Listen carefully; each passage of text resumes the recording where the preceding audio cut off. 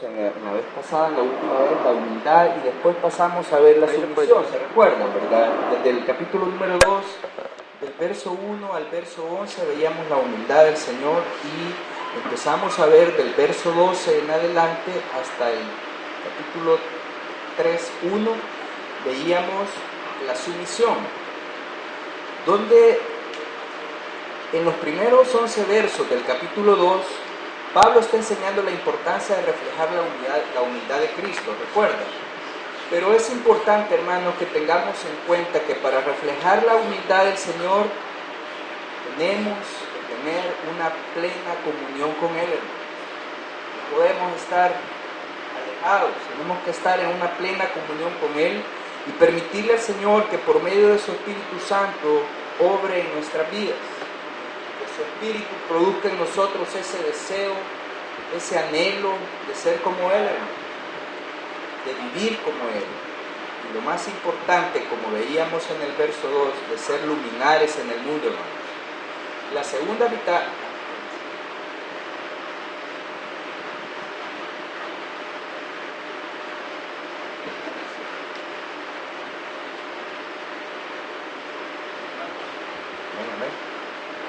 Estamos ahí.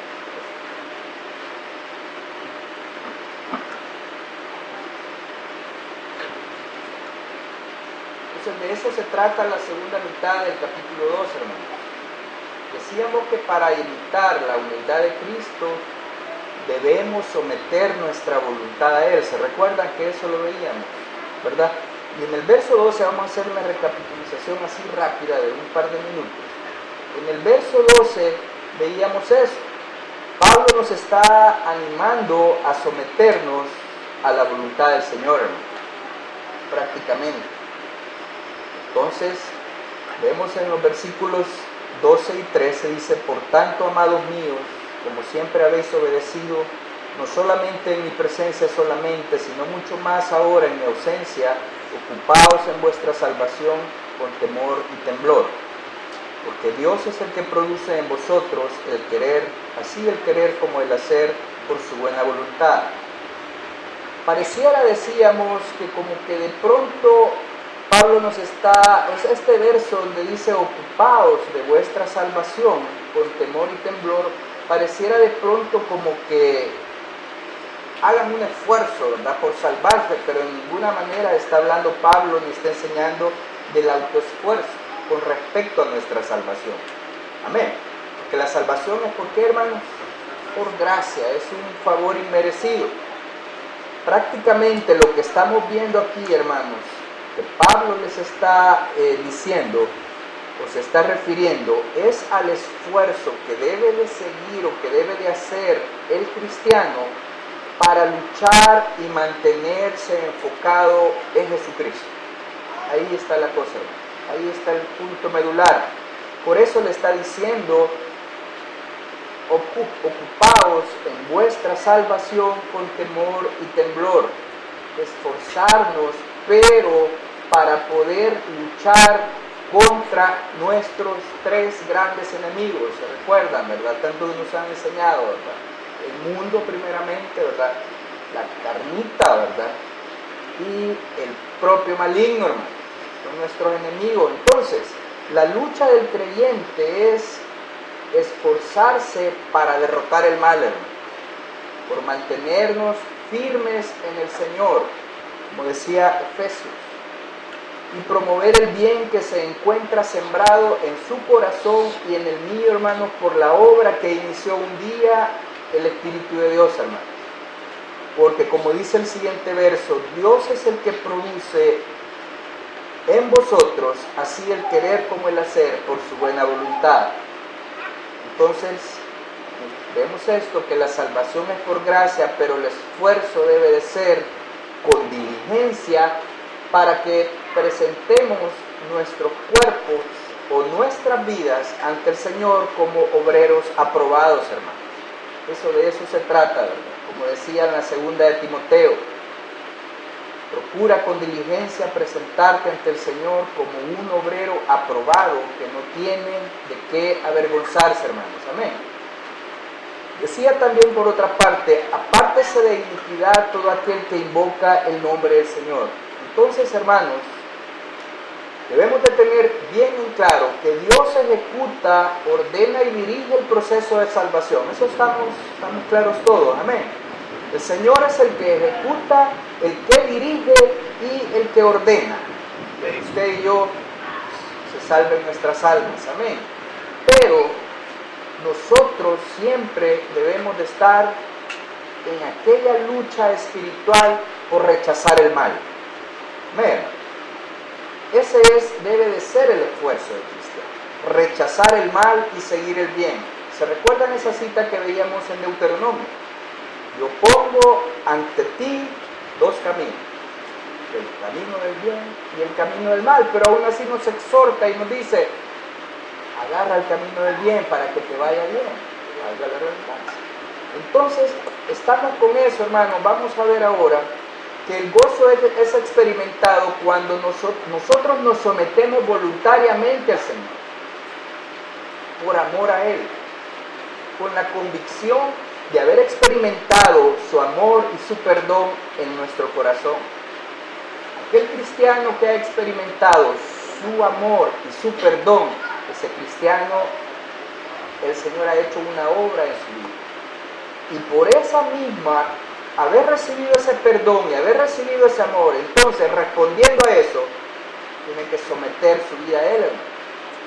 Entonces, cuando nuestros motivos son irreprensibles y sencillos, como dice el verso 14, dice, haced todo sin murmuraciones y contiendas, para que seáis irreprensibles y sencillos hijos de Dios, sin mancha, en medio de una generación maligna y perversa, en medio de la cual resplandecéis como luminares en el mundo. A eso estamos nosotros siendo llamados, mis amados hermanos, a resplandecer en medio de este mundo maligno y perverso. Pero dice el verso 16, asidos de la palabra de vida, para que en el día de Cristo yo pueda gloriarme de que no he corrido en vano, ni en vano he trabajado. Entonces, el Señor va a preservar a sus santos por medio de su Santo Espíritu, que es el sello de la garantía en cada uno de sus hijos, su Espíritu. Entonces, cuando nosotros, hermanos, cuando nuestros motivos son irreprensibles y sencillos y sin mancha, tal como Pablo lo acabamos de leer, entonces vamos a resplandecer como luminares en el mundo, que nuestro corazón va a estar delante de Él, sin mentiras, sin hipocresías, sin falsedades, porque la gente está cansada de ver eso, de ver que los cristianos evangélicos se comportan igual o peor que el mundo, hermano. Es terrible eso. Pero cuando hay una plena convicción de servir al Señor y someternos a Él, entonces ahí es donde empieza el cristiano a gozarse en Él. Amén. Entonces, vemos acá en el verso 16, asidos de la palabra de vida, para que en el día de Cristo yo pueda gloriarme de que no he corrido en vano, ni en vano he trabajado.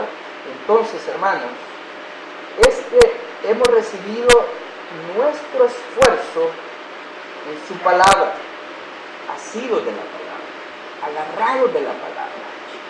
Pero para eso, hermanos, tenemos que escudriñarla, tenemos que comerla. Ya lo hemos platicado, los hermanos pastores y los líderes hacen ese énfasis, porque es la palabra, hermanos, la palabra de vida la que va a penetrar en nuestro corazón y va a ir cortando, va a ir separando lo santo de lo profano en nuestro corazón, porque es en nuestro corazón donde se libran las batallas más fuertes, hermanos, y en nuestra mente. Pero si el cristiano se agarra de la palabra, busca al Señor en su palabra, viene y gime, clama, entonces, cuando se da eso, hermanos, nos está diciendo Pablo, que ahí va a haber gozo. Ahí va a haber gozo, hermano. Va a haber certeza de que el Señor está con nosotros. Ahí es donde recibimos ese esfuerzo, porque en esta carrera, hermanos, en la que estamos corriendo en medio de una generación maligna y perversa, es bien fácil que el cristiano se pierda, hermano. Corremos peligro, y como decía el hermano Alex, vienen tiempos duros, hermano, donde la apostasía y el anticristo, como lo planteó el hermano la semana pasada, van a estar al acecho, porque el maligno no está contento con que usted esté aquí en esta noche buscando de Dios. Por eso le dice Pablo, asidos de la palabra. Entonces, hermanos, eso así a grandes rasgos fue lo que vimos la última vez, ¿verdad? Pablo quiere dar algunos ejemplos de la sumisión a Cristo, a la que él hace referencia. Da un ejemplo de sí mismo en el verso 17 y 18. Da dos ejemplos importantes de lo que es la sumisión al Señor. Habla de Timoteo desde el verso 19 al verso 24 y habla de Epafrodito, del verso 25 al verso 30. Y eso es lo que queremos ver en esta noche, mis amados. Hermano.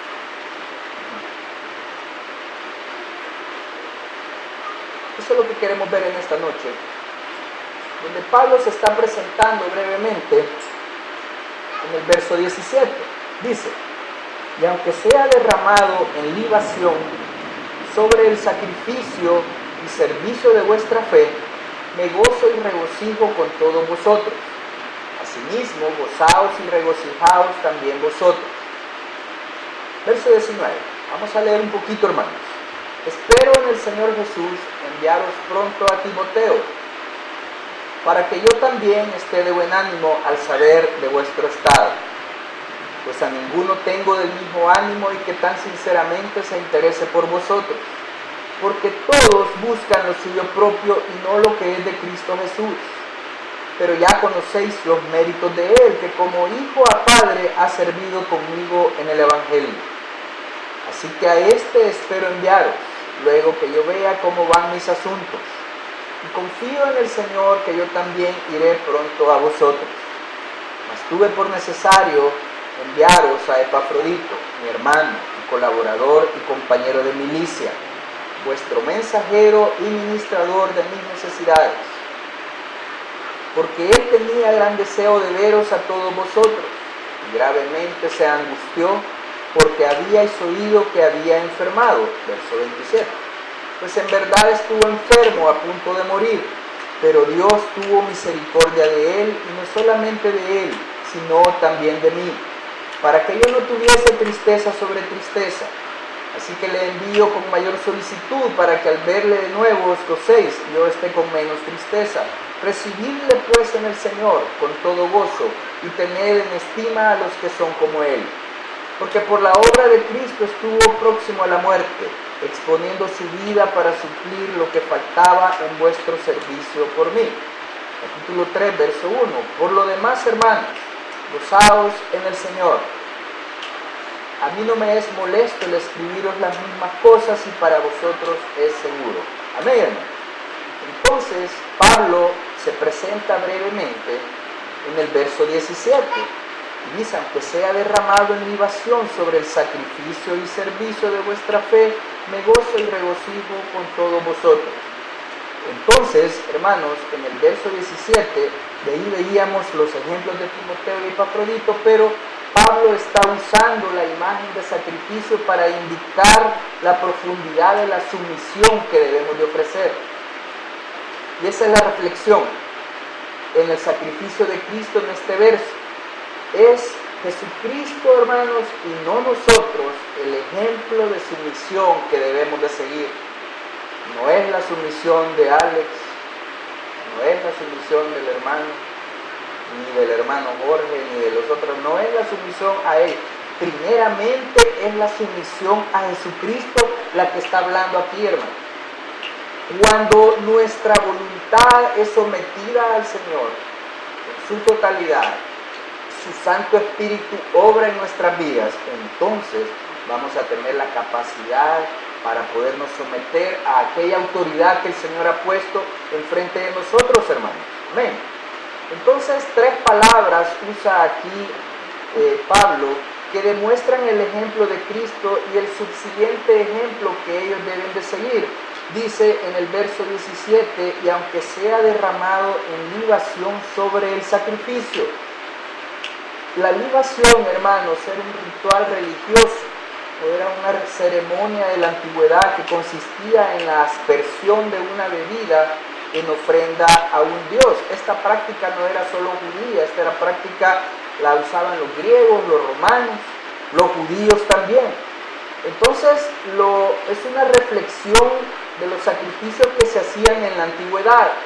Los filipenses entendían eso, pero más importante es que es una reflexión en los sacrificios que se daban en el Antiguo Testamento, donde el aroma ascendía a la presencia de Dios. Y eso es lo que prácticamente está queriendo plantear Pablo. Dice, aunque sea derramado en libación sobre el sacrificio y servicio de vuestra fe. O sea, en otras palabras, aunque me quemen, pues, aunque me hagan trizas o me deshaga,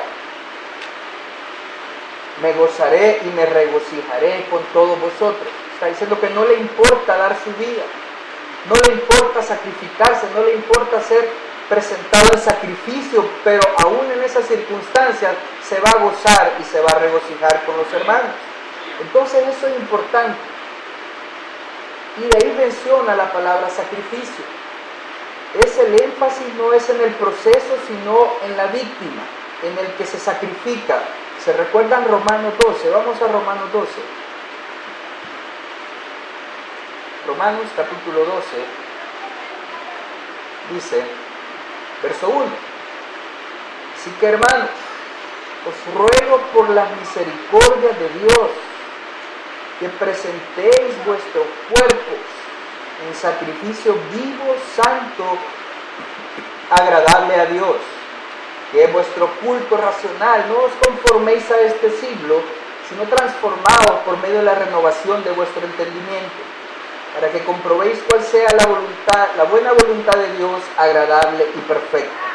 Entonces Pablo nos está diciendo, os ruego, hermanos, por las misericordias, os suplico, hermanos, os ruego que presentéis vuestros cuerpos. Pero esto debe de ser el día a día de un creyente, hermano. Estar o vivir en la luz, no en las tinieblas, hermano. En la luz del Señor. Por eso dice, presenta vuestros cuerpos, porque ese sacrificio vivo, santo, va a ser agradable a Dios. Esa es la libación de la que está hablando Pablo en los Filipenses, que aunque él sea derramado en libación, el aroma asciende a la presencia de Dios y se agrada, hermano. La palabra sacrificio es esa, precisamente. Debemos de presentar nuestros cuerpos, hermanos, día a día. A veces el creyente a lo mejor pueda pecar, no le digo que no, pecamos todos los días. Bueno, si usted no peca, permítame felicitarlo, o es extraterrestre o qué, pero generalmente a veces uno peca hasta con la mente. Ahí uno empieza a maquinar en la mente. Y si ustedes ven mi mente, hermano, capaz me agarran a pedradas y no me dejan que me suba aquí. Pero como decía el hermano Jorge, yo no puedo evitar que los pensamientos pecaminosos lleguen a mi mente, a mi cerebro, no lo puedo evitar. Lo que sí puedo evitar es que esos pensamientos pecaminosos hagan un nido en mi cerebro. Eso sí puedo hacerlo. Vuestra mente debe ser sometida al señorío de Jesucristo. Porque si yo empiezo a incubar pensamientos pecaminosos, olvídese, ya la regó. Porque esos pensamientos van a ser incubados y al final va a parir un bichito pecaminoso en su cerebro, hermano. Imagínense qué terrible. Y ahí viene el enfriamiento, porque el maligno va a empezar a sembrar en su mente duda, va a empezar a sembrar en su mente cosas que hagan que usted aparte su mirada, y va a empezar a decir, mensaje paja, mensaje ese pajero, mentiroso, hombre, ya no voy a ir a la iglesia, lo de lo mismo hago, ya aburre, que Cristo, elevación, ¿qué elevación? Ni hablar pues de ese mundo. Presentaos vuestros cuerpos día a día en sacrificio vivo, santo, agradable a Dios. Ese es vuestro culto racional, el culto al Señor, que yo viva delante de Él en todo momento, esté en mi casa, esté en el trabajo, esté con los amigos, con los familiares, en todo momento, porque dice, en medio de la cual, de esa generación maligna y perversa, debes de resplandecer como luminar. Pero díganme una cosa, ¿cómo un creyente va a resplandecer si no está comiendo del Señor? ¿Cómo un creyente va a brillar si no está buscando de Dios?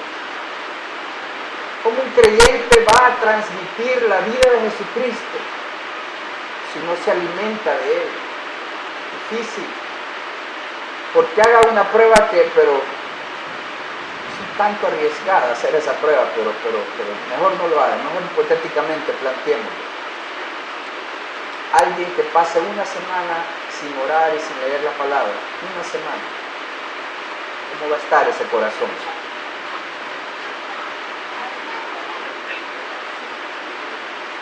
Me imagino que la mayoría tenemos plantas en nuestra casa, ¿sí? No la riegue una semana y vaya a verla. Pues esa es la fe tenemos que alimentarla. Yo, si no busco del Señor, si no me alimento de Él, dígame, ¿cómo voy a resplandecer allá afuera, hermano? Alguien que no haga eso, que no tenga esa disciplina, que no tenga ese hábito, ahí va a estar chistando en medio de la charada y va a andar comportándose igual o peor que los inconversos. Pero dice Pablo, haced todo sin murmuraciones y contienda, para que seáis irreprensibles y sencillos, no prepotentes, no orgullosos, hijos de Dios sin mancha. Habla de integridad, hermano. Habla de que lo que yo voy a hablar tiene que ser igual a mi comportamiento. Lo que yo digo tiene que ser igual a lo que hago. No sé, alguien por ahí mandó un día, lo voy a así plantear rápidamente, entre lo que es la honradez y la integridad. ¿Se recuerdan eso? Tú lo contaste, pero te lo contaste. El Señor se halló una suma cuantiosa de dinero y la fue a devolver al dueño. El dueño del restaurante y los señores, venga, mire, lo que usted ha hecho es buena onda, ya nadie hace eso, venga, le vamos a tomar, mi pariente es dueño de un periódico, quiere sacar en el periódico. Espérame, no puedo hacer eso, porque la que está llena es mi esposa. Fue honrado, honesto, pero no íntegro.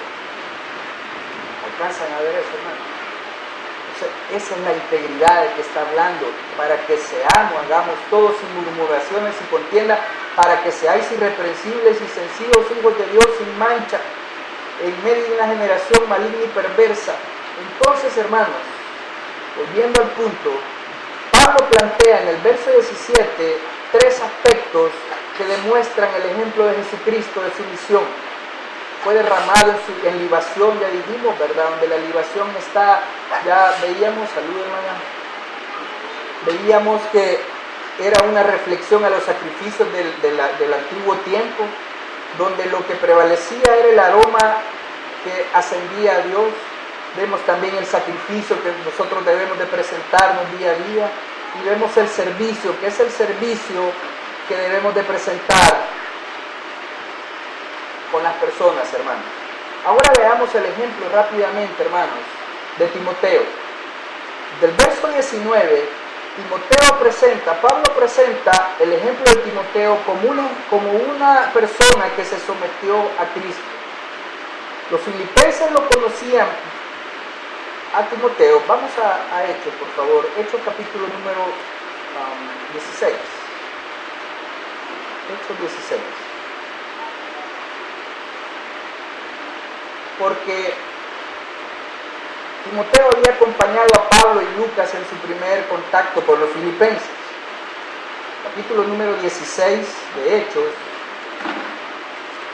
Hechos 16, del verso 1 en adelante. Dice: después llegó a Derbe y a Listra, y aquí había un cierto discípulo llamado Timoteo, hijo de una mujer judía creyente, pero de padre griego. Y daban buen testimonio de él los hermanos que estaban en Listra y en Iconio. Hizo Pablo que éste fuese con él, y tomándole le circuncidó por causa de los judíos que había en aquellos lugares, porque todos sabían que su padre era griego. Entonces, hermanos, prácticamente es importante notar, además de esto, que ya los filipenses conocían bien quién era Timoteo. De igual manera, Pablo al inicio de su carta, en el capítulo 1, verso 1, dice: Pablo y Timoteo, siervos de Jesucristo, a todos los santos en Cristo Jesús que están en Filipos, con los obispos y diáconos. Prácticamente Pablo está identificando a Timoteo como su acompañante, como su discípulo. ¿Saben qué significa el nombre Timoteo? Significa honrado por Dios. Había nacido en Listra o en Derbe, que eran ciudades del sur de Asia Menor, que ahora es Turquía. Prácticamente vemos, como acabamos de leer, que provenía de un matrimonio mixto. La madre era de una nacionalidad, el padre de otra. Pero al parecer Timoteo había sido más que todo influenciado por el papá, porque cuando conoció a Pablo y lo acompañó en su viaje misionero, lo tuvo que circuncidar. Aquí era Timoteo un joven, imagínense circuncidarse a los 17, 18 años, padre santo. Pero prácticamente, a pesar de que había tenido la influencia del papá, la mamá de Timoteo y su abuela también lo habían desarrollado espiritualmente. Vamos a la segunda de Timoteo, capítulo 5. Segunda de Timoteo, capítulo 1. Segunda de Timoteo, capítulo 1, verso 5. Dice: trayendo a la memoria la fe no fingida que hay en ti, la cual habitó primero en tu abuela Loida y en tu madre Eunice, y estoy seguro que en ti también. Prácticamente, hermanos, vemos que Timoteo fue una vida entregada al Señor. Vemos las cartas que le dirigió. Hay un estudio sobre las dos cartas a Timoteo que quisiera compartírselos, tal vez más adelante podamos. Pero prácticamente Timoteo había sido, a pesar de su corta edad, ordenado como pastor de la iglesia en Éfeso. Y Pablo fue su mentor espiritual. Prácticamente 3 de las epístolas paulinas que menciona a Timoteo, en 3 de ellas. Pero sabemos que estaba presente con Pablo, especialmente en su segundo viaje misionero. Timoteo también sufrió cárcel al igual que Pablo. Eso lo podemos ver en Hebreos capítulo 3. Quizás ya se me está acabando el tiempo, pero si usted quiere anotar la cita, Hebreos capítulo 13, verso 23. Entonces, en la descripción de Timoteo en su carta a los filipenses, podemos notar 3 cosas que describen la relación que había entre Pablo y Timoteo. Primero veamos el verso 19. Volvamos por favor a Filipenses capítulo número 2, verso 19. Dice: espero en el Señor enviaros pronto a Timoteo, para que yo también esté de buen ánimo al saber de vuestro estado. Fue del mismo ánimo con Pablo.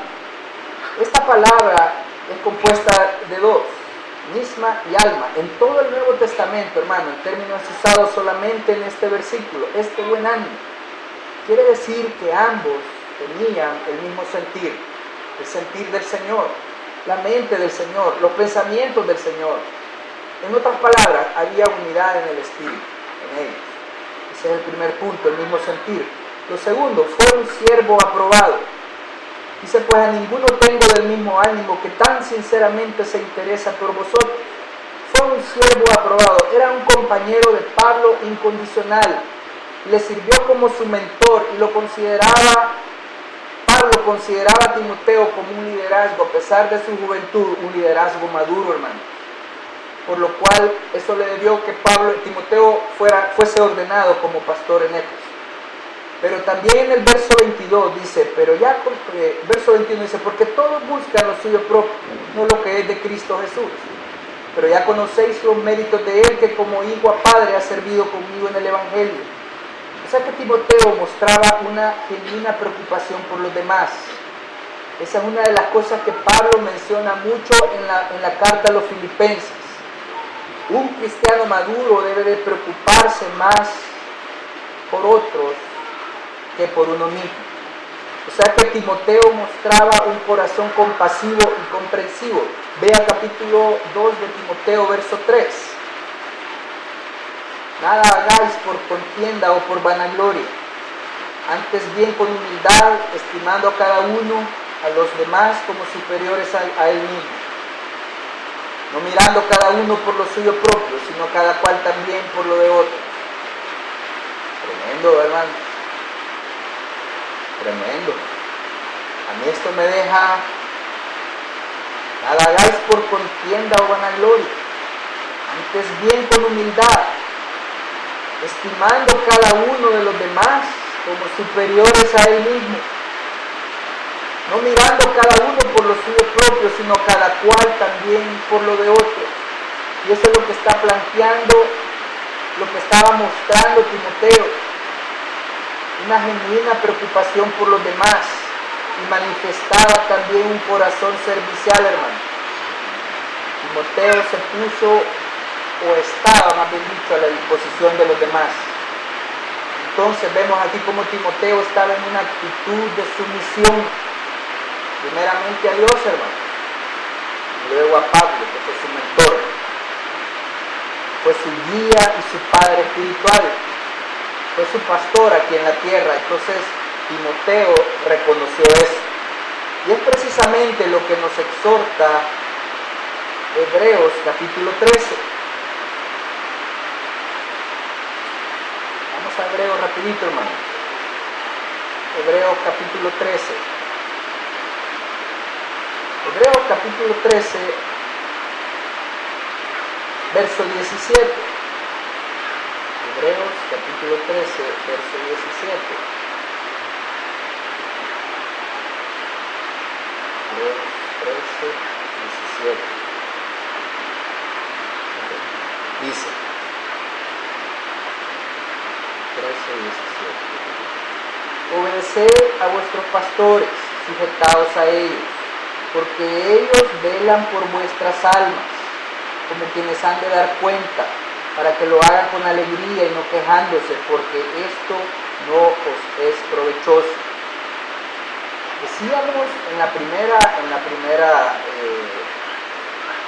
mensaje del capítulo 2 de Timoteo, que la sumisión o sujeción es una actitud, pero mientras que obedecer es la acción que generalmente resulta de tal actitud.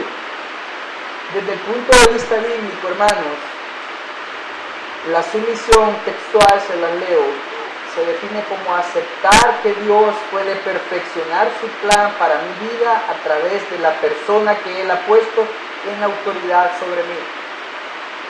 Yo reconozco primeramente la autoridad de Dios sobre mi vida, y si eso me aclara mis pensamientos, entonces voy a tener la capacidad, por el poder del Señor, de su Espíritu Santo, de someternos a las personas que están en autoridad sobre nosotros, hermano. En otras palabras, crucificar el orgullo, hermano. Cuesta eso, hermano. Y en su lugar tener el deseo y el propósito de servir a Dios, por amor a Él. No por obligación, no porque me lo aplaudan, bien, qué nítido, como sirve, no por querer ser reconocido, ay, mírenme, nítido, sino por amor al Señor. Amén. Entonces, veamos en los próximos minutos, ya te con el tiempo, hermano. Pero veamos Epafrodito, rápidamente. Se puede leer, volvamos a la carta a Filipenses, capítulo 2. Y el ejemplo de sumisión de Epafrodito lo vemos desde el verso 25 al 30. Tuve por necesario enviaros a Epafrodito. ¿Cómo lo describía Pablo? Mi hermano, colaborador y compañero de milicia, vuestro mensajero y ministrador de mis necesidades. Este es otro ejemplo que muestra la sumisión a Cristo, hermano. Los filipenses lo conocen bien porque Epafrodito fue el encargado de parte de los hermanos de Filipo para entregar una ofrenda o un donativo a Pablo. Eso lo vamos a ver más adelante. Entonces prácticamente dieron su vida por el Evangelio, aún arriesgándose, hermano. El sentir de Epafrodito, dice en el verso 26, él tenía gran deseo de veros a todos vosotros. Gravemente se angustió porque había oído que había enfermado, pues en verdad estuvo enfermo a punto de morir, pero Dios tuvo misericordia de él, hermano. Prácticamente Epafrodito tomó riesgos por identificarse con Pablo en este sentido, hermano. Prácticamente una de las razones por las que Pablo mandó Epafrodito a los filipenses es porque hacía mucha falta estar con ellos. Pablo en este momento había recibido o había tomado a Epafrodito, lo reconocía como su hermano, su colaborador y su compañero de milicia, hermano. Prácticamente cuando nuestra voluntad, hermanos, es sometida a Cristo, quiero insistir en esto, cuando mi voluntad es sometida al señorío de Cristo, entonces voy a tener la capacidad de someterme a una autoridad terrenal, hermano. Amén. Voy a ver al pastor o a los líderes, los voy a ver diferentes, hermano. Los voy a ver como compañeros de milicia, donde nuestro capitán es el Señor, hermano. No hombre alguno, hermano. No es por nada, no, hay disculpables, pero sí. Es al Señor, hermano, la sumisión. Entonces mi voluntad es sometida al Señor, entonces puedo decirle, Señor, aquí está mi vida. Haz de mí tu voluntad. Amén.